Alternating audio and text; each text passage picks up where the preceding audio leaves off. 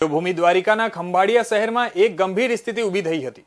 વહેલી સવારથી ખંભાળિયા મામલતદાર કચેરી ખાતે આવેલા આધાર કાર્ડ કેન્દ્રની બહાર લાંબી લાઈનો જોવા મળી હતી। લોકો આધાર કાર્ડ અપડેટ કરવા માટે કલાકો સુધી રાહ જોતા જોવા મળ્યા હતા। આધાર કાર્ડ અપડેટ કરવા માટે ખંભાળિયા મામલતદાર કચેરી નજીક આવેલી એકમાત્ર આધાર કેન્દ્ર છે। એકમાત્ર કેન્દ્ર હોવાને કારણે લોકો સાંજ સુધી લાઈનોમાં ઊભા રહેવા માટે મજબૂર થાય છે। લોકોના પરેશાન ચહેરા પર આ સમસ્યાની ગંભીરતા સ્પષ્ટ જોવા મળે છે। અહીં મોટી સંખ્યામાં લોકો વિધેયોની રાહ જોતા જોવા મળે છે। મહિલાઓએ તેમના નાના બાળકો સાથે લાઈનમાં ઊભા રહેવું પડે છે। સરકાર તરફથી વધુ આધાર કેન્દ્રો ઊભા કરવામાં નહીં આવે તો આ પરિસ્થિતિ વધુ ગંભીર બની શકે છે। મધ્યમ વર્ગના લોકોને આ તકલીફ વધુ અસર કરે છે। કલાકોની રાહ અને દેકારા બાદ પણ જો કામ પૂરું ન થાય તો લોકોની મુશ્કેલી ઓછી થવાના બદલે વધે છે। સ્થાનિક લોકોએ સરકારને આ સમસ્યાનો ઉપાય લાવવા માટે માંગ કરી છે।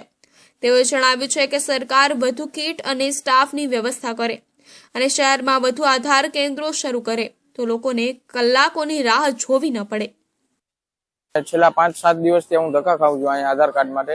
રોજના 50-100 ટોકન દે છે, એમાંથી 30-40 જણાનું કામ થાય છે અને પ્લસ કે 3-4 દિવસ ત્યાં આમ નામ ધક્કા જ ખાવાના। હું અહીંથી જામખંભાળિયાથી જ આવું છું, મામલતદાર ઓફિસની પાછળથી, અને આવી રીતના બસ લાઈનમાં જ ઊભું રહેવાનું, વારો આવે નહીં। અહીંયા પબ્લિક સવારની 6 વાગ્યાની ઊભી જાય છે તો રાત સાંજ સુધી એમને રહે છે, તો વારો આવે તો જ આવે છે, તો કંઈ નક્કી નથી હોતું।